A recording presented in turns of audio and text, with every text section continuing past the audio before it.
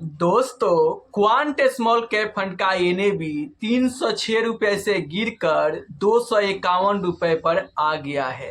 आप कह सकते हो कि क्वांट स्मॉल कैप फंड की एनएवी में पूरे 55 रुपये का भारी गिरावट हुआ है। अगर मैं रिटर्न पे नज़र डालूं तो आप स्क्रीन पर देख सकते हैं, यहाँ पर एक हफ्ते में 0.13% का पॉजिटिव रिटर्न देखने को मिल रहा है।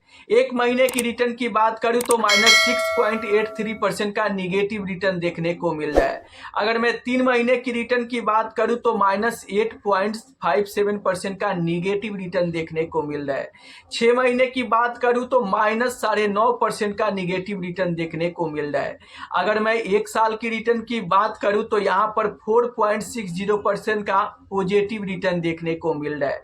वैसे ही अगर मैं 2 साल की रिटर्न की बात करूं तो 0.14% का निगेटिव रिटर्न देखने को मिल रहा है। तो आप देख सकते हो कि यहाँ पर 1 साल में सिर्फ यहाँ पर 4.5% का रिटर्न बना है और 2 साल में भी निगेटिव रिटर्न देखने को मिल रहा है।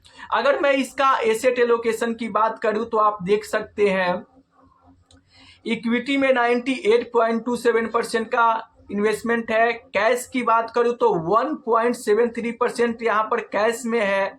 मार्केट कैप की बात करूं तो लार्ज कैप में 26.8% का इन्वेस्टमेंट है। स्मॉल कैप में 65.06% का इन्वेस्टमेंट है। मिड कैप की बात करूं तो यहाँ पर 3.98% का इन्वेस्टमेंट है और अदर जगह पर 4.16% का इन्वेस्टमेंट है। और सबसे ताज़ा जो खबर है क्वांट म्यूचुअल फंड का, वो आप देख सकते हैं कि फरवरी के दौरान इस स्मॉल कैप फंड ने अपने पोर्टफोलियो में 7 नए शेयरों को जगह दी है।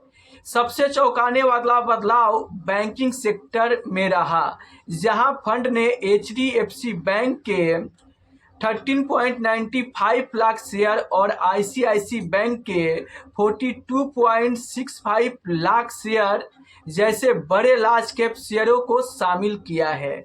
इसके अलावा फंड ने मनापुरम फाइनेंस के 73.8 लाख शेयर खरीदे हैं।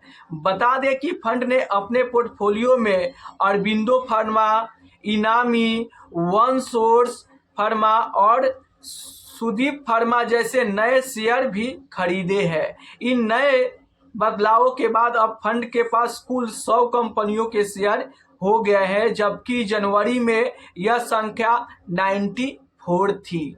अब ये सब बताने के बाद बहुत सारे इन्वेस्टर के मन में ये सवाल आ रहा है कि क्वांट स्मॉल कैप फंड में बने रहे या क्वांट स्मॉल कैप फंड को बेच दे। तो देखिए, अगर आप लॉन्ग टर्म इन्वेस्टर है तो बाजार के इस उतार चढ़ाव को अगर आप झेल सकते हैं, अगर आप यहां से कम 7 साल का समय दे सकते हैं, तो आपको क्वांट स्मॉल कैप फंड में बने रहना चाहिए।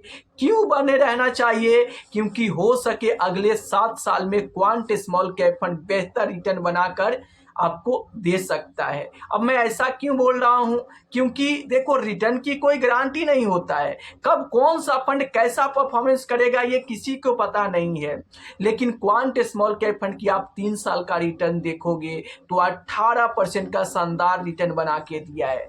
5 साल की रिटर्न की बात करोगे तो 24% का बेहतर रिटर्न बना के दिया है। तो अगर आप लॉन्ग टर्म इन्वेस्टर हो तो आप बने रहो। अगर कम से कम आप 7 साल का भी समय देते हो तो ये फंड आपको बेहतर रिटर्न बनाकर देने का दम रखता है। तो आप लोग जरूर बताना कि इस गिरते हुए बाजार से क्वांट स्मॉल कैप फंड को बेचकर भाग जाना चाहिए या फिर बने रहना चाहिए। आप लोग अपनी राय कमेंट बॉक्स में जरूर देना।